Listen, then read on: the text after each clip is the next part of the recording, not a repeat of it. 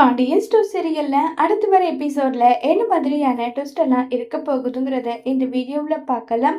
கதிர் கிட்ட உட்காந்து ஃபீல் பண்ணி கதறி அழுதுட்டு இருக்காங்க ராஜி வந்து. கதிர், உன்னுடைய நடத்தையில ஏதோ ஒரு மாற்றம் இருக்கு. கண்டிப்பா வேற ஏதாவது இருக்குன்னு சொல்லிட்டு நான் நினைச்சிருக்கணும். உன்னை நான் தப்பா புரிஞ்சுக்கிட்டேன். என்னை மன்னிச்சிடு. என் கதிரை பத்தி எனக்கு தான் எல்லாம் தெரியும். யாருக்கும் என் கதிரை பத்தி எதுவும் தெரியாதுன்ற மாதிரி நான் யோசிப்பேன்.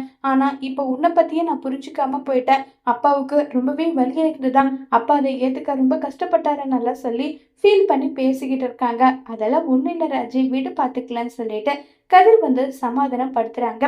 அடுத்த நாள் காலையிலேயே நம்ம ராஜி, கோமதி, கதிர் 3 பேருமே முத்துவேலை பார்க்கறதுக்காக ஹாஸ்பிட்டல் போறாங்க. அப்ப கதிர் வந்து ராஜு கிட்ட, கோமதி கிட்ட, இங்க பாருங்க, அவரு முன்னாடி போயிட்டு அழுதுட்டெல்லாம் இருக்காதீங்க. அவரை வீக் ஆக்குறதுக்கு தயவு செஞ்சு நீங்க ஹெல்ப் பண்ணாதீங்க.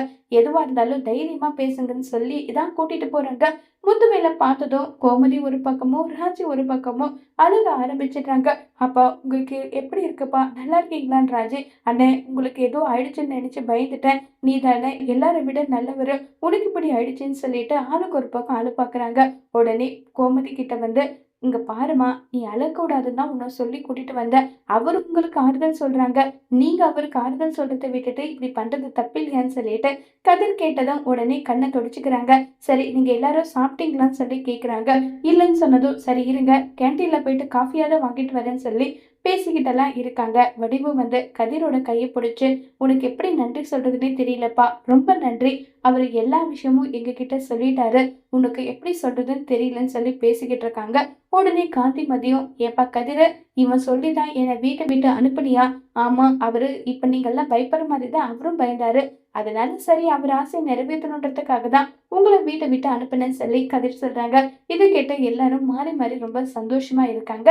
அடுத்ததா கோமதி வந்து காய்கறி வாங்குறதுக்காக மார்க்கெட்டுக்கு போறாங்க. கரெக்டா அந்த இடத்துக்கு சக்திவேல் வந்து, என்ன அம்மாளும் மகனும் சேர்ந்து வீட்டுக்குள்ள ஒட்டு ஒரு வாடணும்னு சொல்லிட்டு தான் இப்படி எல்லாம் பண்ணிட்டு இருக்கீங்களா?